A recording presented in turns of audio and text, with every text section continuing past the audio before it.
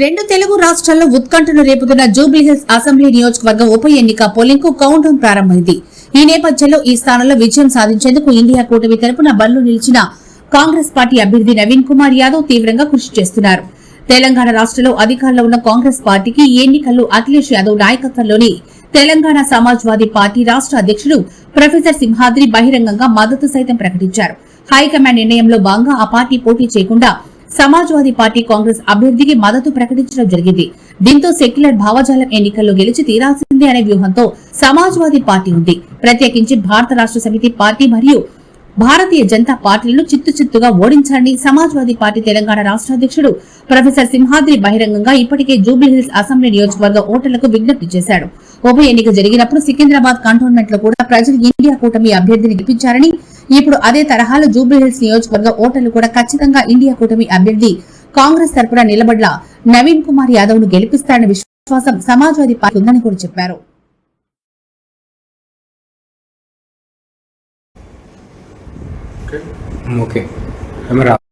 ఇప్పుడు మనం తెలంగాణ రాష్ట్రంలోని ఉప ఎన్నిక జరుగుతున్న ఏకైక అసెంబ్లీ నియోజకవర్గం జూబ్లీహిల్స్లో ఉన్నాము.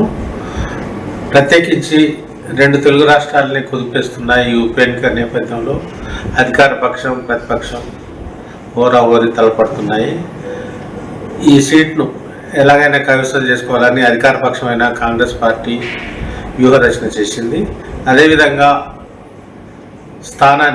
జూబ్లీహిల్స్ స్థానాన్ని నిలబెట్టుకోవాలని కూడా భారత రాష్ట్ర సమితి పార్టీ ప్రధానంగా ప్రయత్నం చేస్తుండటంతో ఎన్నికల ప్రచారం కూడా వాడివేడిగా జరుగుతుంది. ఈ పరిణామాల నేపథ్యంలో ప్రత్యేకించి సమాజ్వాదీ పార్టీ కూడా అధికార పక్షమైన కాంగ్రెస్ పార్టీ, ముఖ్యంగా కాంగ్రెస్ పార్టీ అభ్యర్థి నవీన్ కుమార్ యాదవ్కు మద్దతు ప్రకటించడం కీలకంగా మారింది. బీసీలు కానీ బహుజనులు కానీ అత్యధిక శాతం ఉన్న జూబ్లీహిల్స్ నియోజకవర్గంలో సమాజ్వాదీ పార్టీ కూడా అధికార పార్టీకి మద్దతు ప్రకటించడం ఇప్పుడు చర్చనీయాంశంగా మారింది. ఈ పరిణామాల నేపథ్యంలో తెలంగాణ రాష్ట్ర సమాజ్వాదీ పార్టీ అధ్యక్షులు ప్రొఫెసర్ ఎస్ సింహాద్రి గారు మనతో ఉన్నారు. సింహాద్రి గారు, చెప్పండి, మీరు కాంగ్రెస్ పార్టీ అభ్యర్థి నవీన్ కుమార్ యాదవ్కు మద్దతు ప్రకటించారు, ఎలా ఉంది? యాక్చువల్గా సమాజ్వాదీ పార్టీ జాతీయ స్థాయిలో సమాజ్వాదీ పార్టీ ఇండియా అలయన్స్లో భాగంగా కాంగ్రెస్ ఈ రెండు పార్టీలు జాతీయ రాజకీయాలను అడ్డం చేస్తున్న స్థితి ఉన్నది. అయితే ఈ అడ్డం చేస్తున్న క్రమం లోపల గత ఒక సంవత్సరం అంటే పార్లమెంట్ ఎలక్షన్స్ దగ్గర నుంచి దేశంలో ఒక కొత్త ఎజెండాను ఇంట్రడ్యూస్ చేసింది. ప్రధానంగా సోషల్ ఎజెండాను మొదటిసారి 2024 లోపల జాతీయ స్థాయిలో సోషల్ ఎజెండా ఎలక్షన్ ఎజెండాగా మారింది.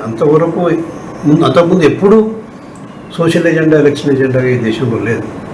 తర్వాత ఈ సోషల్ ఎలక్షన్ ఎజెండా అయిన తర్వాత దాంట్లో భాగంగా కాస్ట్ సెన్సస్ గురించే కానివ్వండి, లేకపోతే రాజ్యాంగ సేవ్ కాన్స్టిట్యూషన్ అనే అంశం చుట్టే కానివ్వండి, రిజర్వేషన్ సీలింగ్ని ఎత్తివేయడం అనేది కానివ్వండి, తర్వాత బీజేపీ చేస్తున్న విద్వేష ప్రచారానికి వ్యతిరేకంగా ఈ ఎజెండా డెఫినెట్గా బలంగా పనిచేసింది. దేశం లోపల ఒక ఎజెండా సెట్ చేసింది. దాంట్లో రాహుల్ గాంధీ గారు పెద్ద ఎత్తున దేశం లోపల ఈ ఎజెండాను తీసుకుపోగలిగాడు. Actually socialist agenda Mulayam Singh Yadav గారి దగ్గర నుంచి ఈరోజు అఖిలేష్ యాదవ్ గారి వరకు సోషలిస్టులు పీడీఏ రూపంలో పిచ్చిడా దళిత్ అల్పసంఖ్యక ఆదివాసీ రూపంలో కూడా ప్రచారం చేసిండు, బీజేపీని ఓడించగలిగింది. అయితే దీని పరిణామం ఏమైందంటే ఇక్కడ రాష్ట్ర ప్రభుత్వం కూడా కమిట్ అయింది కాబట్టి కులగలను వాళ్ళు చేసిండ్రు. దాదాపు 1.5 years డిబేట్ జరిగింది. అదేవిధంగా రిజర్వేషన్స్ కూడా పంచాయతీరాజ్ చర్చలు 42% జరగడంతో బ్యాక్వర్డ్ క్లాసెస్లో ఒక బలమైన చైతన్యం మన రాష్ట్రంలో కనపడుతున్నది. బ్యాక్వర్డ్ క్లాసెస్ చైతన్యం కనపడుతుంది కాబట్టి బ్యాక్వర్డ్ క్లాస్ నుంచి వీళ్ళు ప్రధానంగా క్యాండిడేట్ను నిలబడడం, అక్కడ ఆ క్యాండిడేట్కు బ్యాక్వర్డ్ క్లాస్ ఐడెంటిటీ ఉన్నది. రెండోది స్థానిక ఐడెంటిటీ కూడా ఉన్నది. లోకల్ ఫ్యామిలీ మొత్తం మొదటి నుంచి నేటివ్ లోకల్ డైమెన్షన్ కూడా ఉన్నది. కాబట్టి ఈ అంశం డెఫినెట్గా నేను అనుకుంటా నవీన్ యాదవ్కు ఉపయోగపడుతుంది. రెండవ ప్రధానమైన అంశం ఏంటంటే ఇప్పుడు బీసీ క్యాండిడేట్ ఒక కాంగ్రెస్ పార్టీ మద్దతు నిలబెట్టిందంట క్యాండిడేట్ని. ఇక్కడ ప్రధానంగా 3 పార్టీలు ఉన్నాయి. 3 పార్టీలలో 2 పార్టీలు ఒక అతను రెడ్డిని పెట్టారు, కొత్తగా కమ్మ క్యాండిడేట్ పెట్టారు. కానీ ఇక్కడ మాత్రం బ్యాక్వర్డ్ క్లాస్ క్యాండిడేట్ పెట్టడం అనేది జరిగింది. Backward class candidate Naveen Yadav ఉన్నాడు కాబట్టి దానికి రెండోది ఏంటంటే నవీన్ యాదవ్కు అడిషనల్ డైమెన్షన్ ఏంటంటే అక్కడ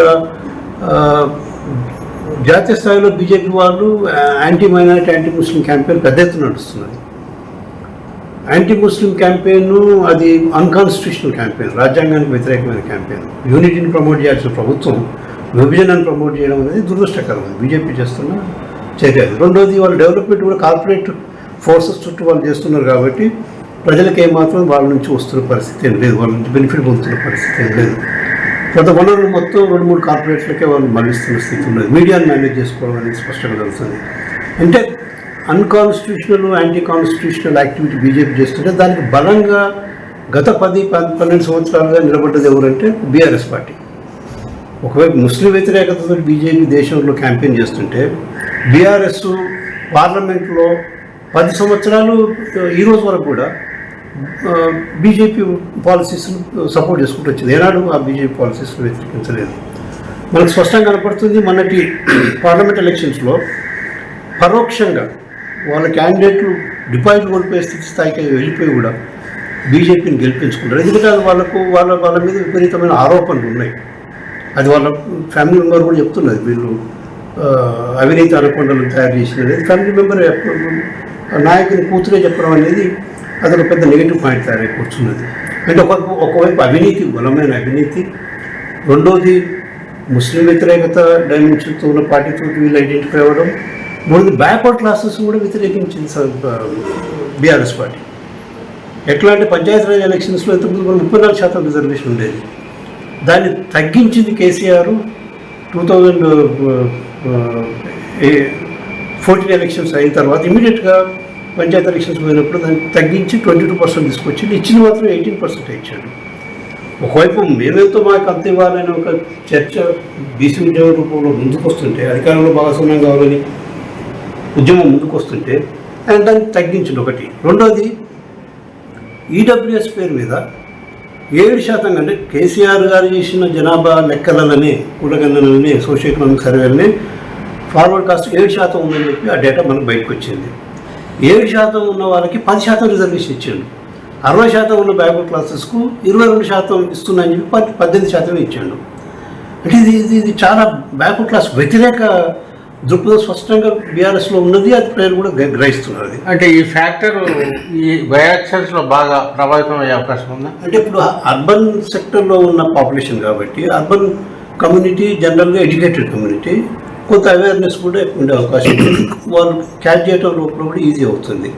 ఇప్పుడు రాష్ట్రంలో పెద్ద ఎత్తున గత 1.5 years నుంచి 2 years నుంచి దీని చుట్టూ చర్చ అవుతుంది. సామాజిక చుట్టూ, సోషల్ జస్టిస్, సామాజిక న్యాయం చుట్టూ పెద్ద ఎత్తున చర్చ అవుతున్నది.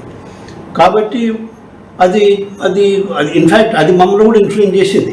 మేము ఈరోజు నవీన్ యాదవ్ను సమర్థించడానికి కారణం ఏంటంటే దేశంలో సామాజిక న్యాయం మా ఎజెండా, సోషలిస్ట్ ఎజెండా, మేము ప్రజల మధ్య ఉండి యూపీ రాజకీయాల్లో పెద్ద ఎత్తున ముందుకు వచ్చిన ఎజెండాని ఇక్కడ కాంగ్రెస్ పార్టీ కూడా ఓన్ చేసుకొని చేసింది. కాబట్టి దాన్ని సమర్థించడంలో భాగంగా మేము జూబ్లీ హిల్స్ లోపల నవీన్ యాదవ్ కాంగ్రెస్ క్యాండిడేట్ను మేము పూర్తిగా మద్దతు ఇస్తున్నాం. మా వాళ్ళందరూ కూడా అటువైపు పనిచేస్తున్న స్థితి ఉన్నది.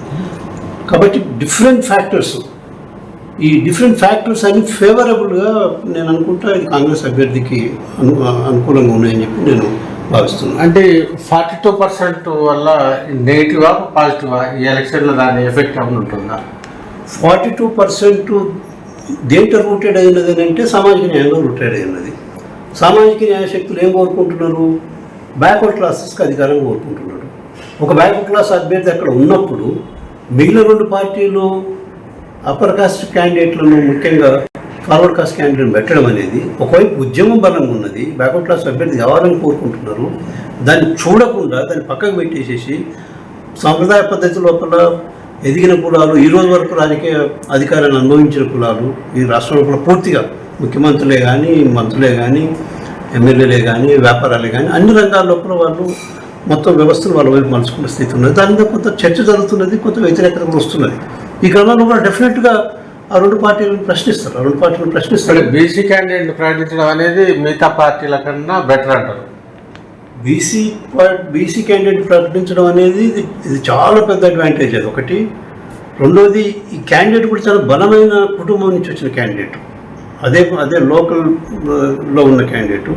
మూడోది, candidate character point of view ఒక పాజిటివ్ పర్సనాలిటీ, ఒక ఫ్రెండ్లీ పర్సనాలిటీ, నెగిటివ్ పాయింట్స్ మనకేం కనిపించదు. నాలుగోది, అతను ఒక విద్యావంతుడు, ఆర్కిటెక్చర్లో చేసిన విద్యావంతుడు.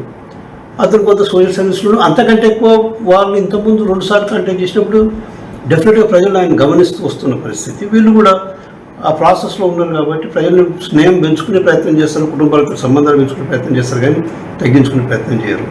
అది బీఆర్ఎస్ క్యాండిడేట్ ఉన్నారు. బీఆర్ఎస్ క్యాండిడేట్ ఎవరికి తెలియదు, ఎక్సెప్ట్ ఏదో సింపతి ఫ్యాక్టర్ వాళ్ళు ఏదో దానికి క్యాపిటలైజ్ చేసుకోవాలని చెప్పి బీఆర్ఎస్ అనుకుంటుంది, కానీ ఆమె ఏం తెలియదు, ఆమె ఏం మాట్లాడలేదు, కమ్యూనికేట్ చేయలేదు, ప్రజెంట్ చేయలేదు. అంటే స్త్రీలంటే మనం గౌరవించాలి, కానీ కొద్దిగా పొలిటికల్ యాక్టివిటీ సర్వీసు జనం లోపల మొదటిసారి ప్యాలెస్లోకి వెళ్ళి బయటకు వచ్చిన దొరసానిలాగా కనిపడే పరిస్థితి ఉంటుంది. కానీ నిజంగా ప్రజల చుట్టూ, మాసస్ చుట్టూ, పేదల చుట్టూ, కింద సమాజ వర్గాల చుట్టూ, స్లమ్లల్లో వాళ్ళ సమస్యల చుట్టూ తిరిగిన స్థితి ఏమి ఉండదు. కాబట్టి ఇది బాగా అడ్వాంటేజెస్ అవుతుందని చెప్పి నేను అంటే ముఖ్యంగా ప్రజాసేవలో కానివ్వండి, దీంట్లో పొలిటికల్గా క్యాండిడేట్కి మెచ్యూరిటీ ఉందంటారా కాంగ్రెస్ క్యాండిడేట్ డెఫినెట్గా ఆయన ఏజ్కి మించిన అండర్స్టాండింగ్ అయితే ఉన్నది. వయసులో తక్కువ కనిపించవచ్చు, కానీ ఆ మెచ్యూరిటీ, ఆ పాజిటివ్ పర్సనాలిటీ, ఆ కూల్ పర్సనాలిటీ, ఫ్రెండ్లీ పర్సనాలిటీ, జనంలో ఇంటరాక్ట్, జనంలో తిరగడం, జనంలో ఫ్రెండ్లీ ఉండడం అనేది అది రేర్ కనపడుతుంది. ఎదిగిన సామాజిక వర్గాలలో ఏంటంటే కొద్దిగా వాళ్ళకు డబ్బు అహంకారం ఉంటుంది, అదేవిధంగా సామాజిక పెత్తనం చేయాలని రూపం ఉంటుంది, కొంచెం డిస్మిసివ్ పర్సనాలిటీస్ ఉంటారు, ఇంటరాక్షన్ లోపల తక్కువ ఉండే అవకాశం ఉంటుంది, మీలో వాళ్ళని చిన్న చూపు చూసే అవకాశం ఉంటుంది. ఇవన్నీ వాళ్ళ లోపల ఉండే లిమిటేషన్స్. బీఆర్ఎస్ క్యాండిడేట్కి కావచ్చు, బీజేపీ క్యాండిడేట్కి కావచ్చు. అంటే కాంగ్రెస్ అభ్యర్థికి మద్దతు అనేది మీ హైకమాండ్ నిర్ణయమా, సమాజ్వాదీ పార్టీ రాష్ట్ర కమిటీ సమాజ్వాదీ పార్టీ నిర్ణయం? యాక్చువల్గా మేము ఎలక్షన్స్ వెళ్తున్నప్పుడు 2023 ఎలక్షన్స్ వెళ్తున్నప్పుడు మేము క్యాండిడేట్లను తీసుకొని మేము జాతీయ అధ్యక్షుడు అఖిలేష్ యాదవ్ గారి దగ్గరికి వెళ్ళడం జరిగింది. మేము కంటెస్ట్ చేస్తామని చెప్పి వెళ్ళడం జరిగింది. అయితే జాతీయ అధ్యక్షుడు మా అఖిలేష్ యాదవ్ గారు చెప్పింది ఏంటి అంటే, ఈసారి మనం ఈ అలయన్స్లో ఉన్నాం కదా, ఇండియా అలయన్స్లో ఉన్నాం మనం. ఒకవైపు కాంగ్రెస్ కొంత స్ట్రగుల్ చేస్తున్నది, మనం ప్రధానంగా అక్కడ బీజేపీని ఎదుర్కొనే స్థితిలో అటువైపు పోవాలి మనం జాతీయ స్థాయిలో. దాన్ని దృష్టిలో పెట్టుకొని, ఎందుకంటే దేశంలో ఒక విద్వేషాన్ని పెద్ద ఎత్తున వాళ్ళు పంచుతున్నారు, బ్యాక్వర్డ్నెస్ పెంచుతున్నారు, మూఢనమ్మకాలు వైపు తీసుకుపోతున్నారు, ప్రజల సమస్యలు పెట్టుతున్నారు. ముఖ్యంగా ఈ 2 పార్టీలు కలిసి రాజ్యాంగాన్ని మేము మారుస్తామని చెప్పి మాట్లాడు. బీఆర్ఎస్ కేసీఆర్ మాట్లాడు, బీజేపీ వాళ్ళు ఎలక్షన్లో ప్రచారం చేసేవాళ్ళు, మేము రాజ్యాంగాన్ని మారుస్తాం అంటే కొత్త రాజ్యాంగం, మన రాజ్యాంగాన్ని తీసుకొస్తాం, మీరు బీసీ లేనిది, మీరు ఎస్సీ లేనిది, మీరేంది అన్నట్టు మేము ఛాలెంజ్ చేయడం అనేది. మీరు ఇక్కడ రావాల్సిన అవసరం లేదు, మీరు గ్రామాలలో బతకండి, కులవృత్తుల్లో బతకండి, మీకు చదివేందుకు, మీకు ఉద్యోగాలు ఎందుకు, మేము చూసుకుంటాం కదా. అదొక అహంకారపూరితమైన మనస్తత్వంలో భాగంగా విపరీతంగా డబ్బు సంపాదించిన తర్వాత వాళ్ళకు మానవ విలువలు తెలివే, వాళ్ళకు సామాజిక విలువలు తెలివే, సామాజిక వర్గాలు ఏ విధంగా ఆలోచిస్తున్నాయి కూడా వాళ్ళకి అర్థం కాదు. సో ఆ క్రమం లోపల అహంకారపూరితంగా వాళ్ళు మేము రాజ్యాంగాన్ని మార్చుకుంటే దాన్ని పెద్ద ఎత్తున జవాబు ఇచ్చింది యూపీ. పెద్ద ఎత్తున బీజేపీని ఓడించింది. వాళ్ళు 400 కావాలని అంటే యూపీలో 80కి తీసుకుంటామనంటే వాళ్ళు మైనార్టీకి వెళ్ళిపోయిన స్థితి ఉన్నది బీజేపీ. సో ఆ విధంగా ఒక పాజిటివ్ ఎన్వైరన్మెంట్లో భాగంగా అఖిలేష్ యాదవ్ గారు నాతో అన్నాడు, మీరు ఈసారి కాంగ్రెస్కి మద్దతు ఇవ్వండి, మీరు కంటెస్ట్ చేయకండి, మీరు ఈసారి మీరు ఇండియా అలయన్స్లో భాగంగా కాంగ్రెస్కు మీరు మద్దతు ఇచ్చి పనిచేయండి, మనం బీజేపీని ఎదుర్కోవాల్సిన అవసరం ఉన్నది, దేశ రాజకీయాల్లో మనం ప్రధానంగా ముందుకు పోతుంటే సమాజ్వాదీ పార్టీ ఈరోజు పార్లమెంట్లో third biggest party in parliament. BJP Congress తర్వాత 3వ అతిపెద్ద పార్టీ సమాజ్వాదీ పార్టీ. మొదటిసారి పెద్ద సంఖ్యలో ఎంపీలు గెలిచి ఉన్న పార్టీ. సో దాంట్లో కడుకుంటారు, ప్రజల ముందు ఏదో మన డ్రామా చేస్తుంటారు, కానీ ఇంటర్నల్గా వాళ్ళ అండర్స్టాండింగ్ ఉన్నది. అండర్స్టాండింగ్లో భాగంగా మనకు స్పష్టంగా ఒకటి కనపడుతుంది కదా, ఒక కమిషను అక్కడ కాళేశ్వరం దాని లోపల అవినీతి జరిగిందని చెప్పి అది ప్రూవ్ చేసింది. అది దాంట్లో భాగంగా స్టేట్ గవర్నమెంట్ సిబిఐని అపాయింట్ చేయమని చెప్పి కేంద్ర ప్రభుత్వం అడిగింది. ఈ రోజు వరకు సిబిఐని వాళ్ళు మాట్లాడటం లేదు. అదే ఇంకో వేరే వాళ్ళ అపోజిషన్ వాళ్ళైతే ఇమీడియట్గా within A day or within seconds లోపల వాళ్ళు వచ్చి ఆ కేసు తీసుకొని ఇబ్బందులు పెట్టే పరిస్థితి. అంటే కాపాడడానికి ప్రయత్నం చేస్తుంది బీజేపీ. ఎందుకనంటే బీఆర్ఎస్ బీజేపీకి మొదటి నుంచి అనుకూలంగా ఉంది, ఇంటర్నల్గా అనుకూలంగా ఉన్నది. అంటే వాంటెడ్లీ జాప్యమా సిబిఐ విచారణ? డెఫినెట్గా అండర్స్టాండింగ్లో భాగంగానే సిబిఐని పక్కకు పెడుతున్న స్థితి. సిబిఐ ఎంక్వైరీని వాళ్ళు చేయటం లేదు. వాళ్ళే మళ్ళీ వాళ్ళు ఎలక్షన్స్ వచ్చి మాట్లాడుతారు, నేను కాళేశ్వరం ప్రాజెక్ట్ ఇది ఏటీఎం అని చెప్పి నడ్డా గారు వచ్చి మాట్లాడతారు ఎలక్షన్స్లో. వాళ్ళ నాయకత్వం, జాతీయ నాయకత్వం వచ్చి మాట్లాడుతుంది. ఆయన మంత్రి మన బండి సంజయ్ గారు అంటాడు, మీరు సిబిఐ ఆర్డర్ చేయండి, మేము ఇమీడియట్గా చేస్తామని చెప్పి మాట్లాడతారు. కానీ సిబిఐ ఆర్డర్ చేసిన తర్వాత మరి బండి సంజయ్ గారు మాయమైనట్టు కనపడుతుంది. ఎక్కడ లేదు, ఎక్కడ మాట్లాడటం కూడా లేదు. అంటే 42% కూడా ఇలాంటి రాజకీయమే ఉందంటారా? 42% స్పష్టంగా బీజేపీ బీసీల పట్ల ఉన్న వ్యతిరేకతను స్పష్టంగా చూపిస్తున్నది. బీఆర్ఎస్ బీసీల పట్ల వ్యతిరేకతను స్పష్టంగా చూపిస్తుంది. బీఆర్ఎస్ ఈ రోజు వరకు కూడా 42% గురించి మెయిన్ పార్టీ మాట్లాడటం లేదు. అందులో బీసీలు పక్కకు వచ్చి మాట్లాడుతున్నారు, కానీ పార్టీ నాయకత్వం, దాని నాయకత్వం, సెంట్రల్ నాయకత్వం అవుతుంది, అది వాళ్ళు మాట్లాడటం లేదు. అది అంటే బీఆర్ఎస్కి, ఎందుకంటే బీఆర్ఎస్ ముందే దాన్ని తగ్గించేసింది. 34 నుంచి 22 తీసుకొచ్చింది. బీసీ వ్యతిరేకత స్పష్టంగా బీఆర్ఎస్ కనపడుతుంది. బీజేపీలో ఏంది, మండల ఉద్యమాన్ని వ్యతిరేకించింది బీజేపీ.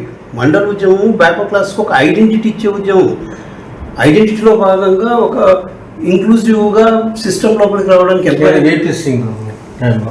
1990లో విపి సింగ్ గారు ఉన్నప్పుడు, జనతాదళ్ ప్రైమ్ మినిస్టర్గా ఉన్నప్పుడు ఆయన మండల్ కమిషన్ ఇంప్లిమెంట్ చేసిండు ఆగస్టు 7 నాడు. దానికంటే ముందు దాంతో ఏమైంది, పెద్ద ఎత్తున వాళ్ళు కమండల్ ఉద్యమాన్ని, మందిర్ ఉద్యమాన్ని ముందు తీసుకొచ్చారు. మందిర్కి ఎవరు వ్యతిరేకం కాదు. మండలిని మద్దతు ఇద్దాం, మందిర్ని కూడా కోరుకుందాం, అది వేరే విషయం. మందిర్లు అనేది సుప్రీంకోర్టుకు వదిలిపెట్టినాం, అది సుప్రీంకోర్టు ఏం నిర్ణయం తీసుకున్నా దాన్ని అందరూ కట్టుకుందాం అని చెప్పి ఆ రోజు సమాజ్వాదీ పార్టీ స్పష్టంగా చెప్పింది. కానీ మందిరు ఉద్యమాన్ని ఎందుకు తీసుకొచ్చిండ్రు, ఈ మండల్ ఫోర్సెస్, ఈ బ్యాక్వర్డ్ క్లాస్ ఫోర్సెస్ కన్సాలిడేట్ అవుతున్నాయి, బలపడుతున్నాయి, జాతీయ అది రాజకీయాల లోపల భాగం పంచుకునే వైపు ముందుకు పోతున్నాయి, ఎడ్యుకేషన్ లోపల, ఎంప్లాయ్మెంట్ లోపల, ఎంటర్ప్రీనర్షిప్ లోపల అన్నింటిలో భాగస్వామ్యాన్ని కోరుకుంటున్నవి. దానికి వాళ్ళకి ఇష్టం లేదు. వాళ్ళకు ఎస్సీల రూపంలో కనపడ్డా ఇష్టం లేదు, బీసీల రూపంలో కనపడ్డా ఇష్టం లేదు. ఏమన్నా ఏదో ఒకటి భాష మాట్లాడుతుంటుంటారు, కానీ దాని ఫలితాలు మొత్తం పైన ఉన్న ఒక క్రీమీ లేయరు సామాజిక వర్గాలకి చెందుతున్న పరిస్థితి ఉన్నది. దాని ద్వారా వీళ్ళందరినీ వెనుకబడుతనంలో ఉంచడం అనేది వాళ్ళ పర్మనెంట్ ఎజెండాలో భాగంగా ఉన్నది. అది బీజేపీ, ఆర్ఎస్ఎస్ భాష లోపల స్పష్టంగా బీసీ వ్యతిరేకాన్ని మనకు స్పష్టంగా కనిపిస్తుంది. ఈ బంధం అంటే ఇండియా కూటమిలో భాగస్వామ్య సమాజ్వాదీ పార్టీ, కాంగ్రెస్ భవిష్యత్తులో తెలంగాణ రాష్ట్రంలో మీరు ఈ మైత్రిని కొనసాగించే అవకాశం ఉందా? డెఫినెట్గా. ఈరోజు మేము రాహుల్ గాంధీ గారు స్పష్టంగా సోషలిస్ట్ ఎజెండానే, సమాజ్వాదీ ఎజెండానే ఆయన దేశంలో కూడా క్యాంపెయిన్ చేస్తున్నారు. అదే మేము మొదటి నుంచి కూడా కాన్సెన్ససే కావచ్చు, రాజ్యాంగమే కావచ్చు, రిజర్వేషన్సే కావచ్చు, వీటి మీద పెద్ద ఎత్తున ఉద్యమించిన పార్టీ సమాజ్వాదీ పార్టీ. ములాయం సింగ్ యాదవ్ దగ్గర నుంచి అసలు సమాజ్వాదీ పార్టీ 1916 లోహియా గారి నాయకత్వం లోపల, అది హైదరాబాద్లో ఏర్పడింది సోషలిస్ట్ పార్టీ, రాజేంద్ర నగర్లో ఏర్పడ్డది. ఇదేదో మన వాళ్ళు తప్పుడు ప్రచారం చేస్తుంటారు. ఇక్కడి నుంచి అటుపోయింది, అంతకుముందు హైదరాబాద్లో ఎడుకోవటం లేదు. అప్పటి నుంచి లోహియా డాక్టర్ రామ్మనోహర్ లోహియా నాయకత్వం లోపల పిచ్ డే పావే సౌమ్య సాట్ అనే ఒక స్లోగన్ తోటి, వెనుకబడ్డ వాళ్ళకు 100లో 60 అనే ఒక స్లోగన్ తోటి 1916 బ్యాక్వర్డ్ క్లాసెస్ నాయకత్వాన్ని, ఎస్సీ ఎస్టీ మైనారిటీల నాయకత్వాన్ని వాళ్ళు ప్రమోట్ చేశారు. దాంట్లో భాగంగానే సోషలిస్ట్ పాలిటిక్స్లో భాగంగానే యూపీ లోపల బ్యాక్వర్డ్ క్లాస్ ముఖ్యమంత్రులు ఎంతోమంది వచ్చారు. 60s నుంచి వచ్చారు. బీహార్లో బీపీ మండల్ గారు ముఖ్యమంత్రి అయింది 1968లో. 1970s లోపల యూపీలో ముఖ్యమంత్రి అయ్యారు. అసలు యూపీ, బీహార్లలో పెద్ద ఎత్తున బ్యాక్వర్డ్ క్లాస్ ముందుకు వచ్చారు. దళిత నాయకత్వం కూడా ముందుకు వచ్చింది. ఎందుకంటే ఒకవైపు అంబేద్కర్ ప్రతిపాదించిన అనైలేషన్ ఆఫ్ కాస్ట్ ఎజెండా కావచ్చు, లోహియా ప్రతిపాదించిన జాతితోడు ఆందోళన కావచ్చు, లేకపోతే పిచ్డే సౌమ్య సాట్ అనే స్లోగన్లో భాగంగా, నాన్ కాంగ్రెసిజంలో భాగంగా అప్పటి రోజుల్లో పెద్ద ఎత్తున చైతన్యం నిర్వహణ చేశారు. కాబట్టి ఈరోజు ఒక బీసీ ఐడెంటిటీ దేశంలో కనపడుతుంది. లేకపోతే బీసీలే కనపడకుండా చేద్దామని వీళ్ళ ప్రయత్నం లేదు, బీజేపీ వాళ్ళ ప్రయత్నం. దేశంలో బీసీలు అనే ప్రశ్న రావద్దని ప్రయత్నం చేసినారు. బీసీ ఐడెంటిటీ ఇవ్వడానికి వాళ్ళు అడ్డుకున్నారు. మనకు బీసీ ఐడెంటిటీ రావడానికి 46 ఏళ్ళు వెయిట్ చేయాల్సి వచ్చింది. అంబేద్కర్ గారు ఆయన రిజైన్ చేయాల్సి వచ్చింది. బీసీలకు మీరు కమిషన్ ఏర్పాటు చేయటం లేదు, వాళ్ళకు హక్కులను ఇవ్వడానికి మీరు ముందుకు రావట్లేదు అని చెప్పి 1950s లోపల ఆయన రిజైన్ చేసి బయటికి వెళ్ళిపోయిన స్థితి ఉన్నది. దాని కమిషన్ వేస్తే ఫస్ట్ కమిషన్ రిజెక్ట్ చేసిండ్రు. సెకండ్ కమిషన్ జనతా పార్టీలో భాగంగా వస్తే ఆ రోజు కూడా జనతా పార్టీ కూడా ఇది ఛానల్ అయిందని కమిషన్ చెప్పి మళ్ళీ దాన్ని పక్కకు పెట్టిండ్రు. కొత్త కమిషన్ వేసారు. కొత్త కమిషన్ వచ్చిన పక్కకు పెట్టిన తర్వాత మళ్ళీ విపి సింగ్ జనతాదళ రూపంలో వచ్చిన తర్వాత సోషలిస్టుల ప్రమేయంతో, అదేవిధంగా బహుజన శక్తుల ప్రమేయంతో కూడా ఈ మండల్ కమిషన్ యాక్సెప్ట్ చేయడం అనేది జరిగింది 1990 ఆగస్ట్ లోపల. ఓకే. సో బీసీలు అనేది కేంద్ర ప్రభుత్వం దృష్టిలో 1992 వరకు లేరు. దేశంలో ఉన్నారు కానీ వాళ్ళ దృష్టిలో లేరు. వాళ్ళ దృష్టిలో అంత జనరల్ పబ్లికే. మనకున్నది మనకు ఆంధ్రప్రదేశ్లో 1970 నుంచే మనకు బీసీ రిజర్వేషన్ ఉన్నది. కానీ కేంద్రం దృష్టిలో కేంద్ర సంస్థలలో ఎడ్యుకేషన్ కావచ్చు, ఎంప్లాయ్మెంట్ కావచ్చు. ఎంప్లాయ్మెంట్ 1993లో మొదటిసారి రిజర్వేషన్ ఇచ్చిండ్రు, 90లో కమిషన్ యాక్సెప్ట్ చేసిన తర్వాత. ఎడ్యుకేషన్లో వీళ్ళకి రావడానికి 2008 వరకు వెయిట్ చేయాల్సి వచ్చింది. 2006లో కోర్టు పోతే 8 దాకా వెయిట్ చేయాల్సి వచ్చింది. కాబట్టి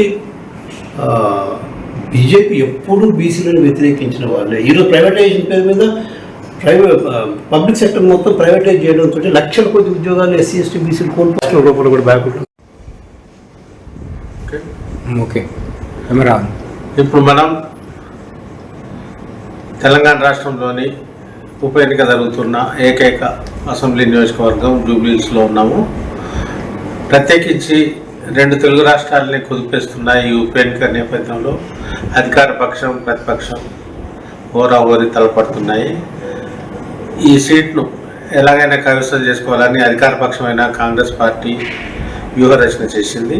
అదేవిధంగా జూబ్లీహిల్స్ స్థానాన్ని నిలబెట్టుకోవాలని కూడా భారత రాష్ట్ర సమితి పార్టీ ప్రధానంగా ప్రయత్నం చేస్తుండడంతో ఎన్నికల ప్రచారం కూడా వాడివేడిగా జరుగుతుంది.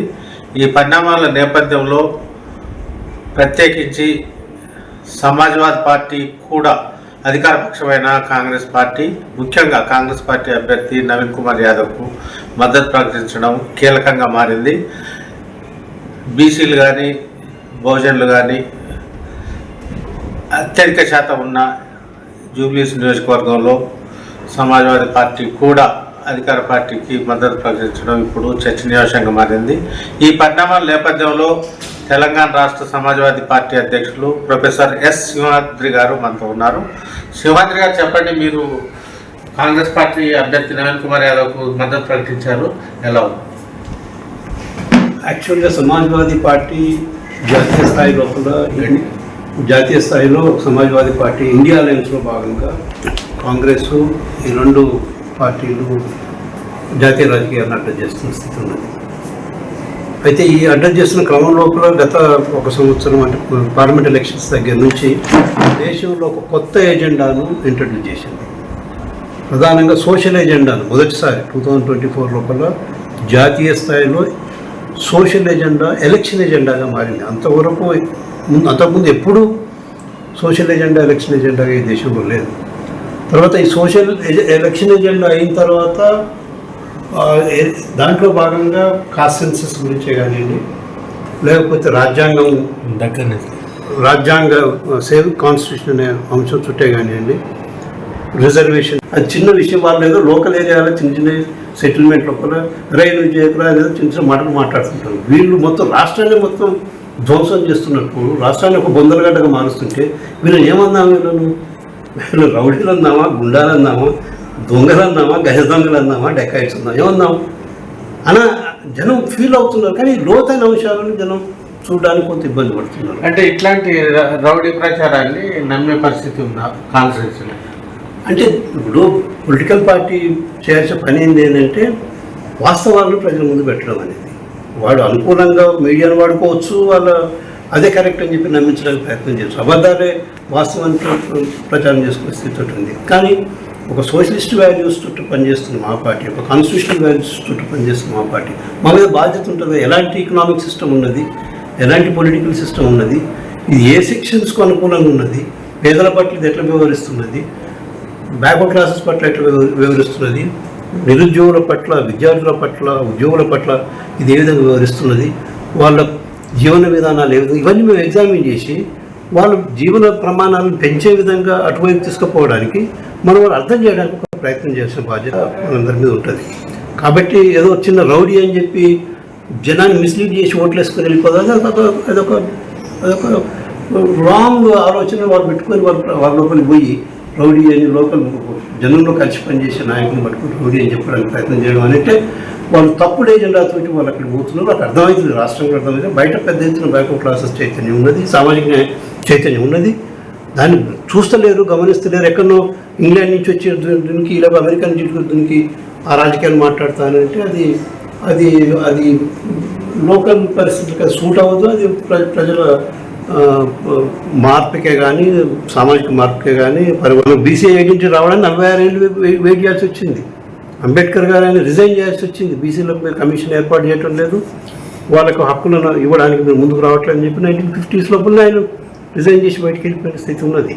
దాని కమిషన్ ఇస్తే ఫస్ట్ కమిషన్ రిజెక్ట్ చేసిండ్రు, సెకండ్ కమిషన్ జనతా పార్టీలో బాగా. కానీ ఇది నిజంగా ప్రజల కేంద్రంగా చేస్తున్న యాక్టివిటీ మాత్రం కాదని చెప్పి ఫీల్ అవుతుంది. కాంగ్రెస్ అభ్యర్థి జూబ్లీహిల్స్లో నవీన్ కుమార్ యాదవ్ను గెలిపించాలనే పట్టుదల సమాజ్వాదీ పార్టీలో ఉన్నట్టు కనిపిస్తుంది. అయితే అభ్యర్థి నవీన్ కుమార్ యాదవ్ క్యారెక్టర్ మీరు ఎట్లా విశ్లేషిస్తారు? యాక్చువల్గా ఈరోజు మనం సమాజం కోరుకుంటుంది, పొలిటికల్ పార్టీలు కూడా కోరాల్సిన అవసరం ఉన్నది.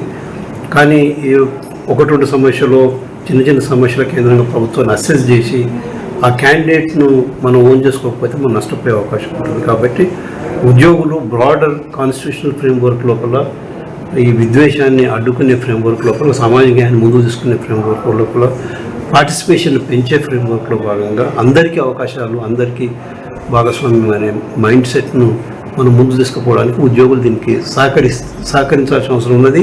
ఆ విధంగా వాళ్ళు నిర్ణయాలు తీసుకొని ఓట్లను ఆ విధంగా వేస్తే బాగుంటుందని చెప్పి నేను వాళ్ళని అప్పీల్ చేస్తున్నాను.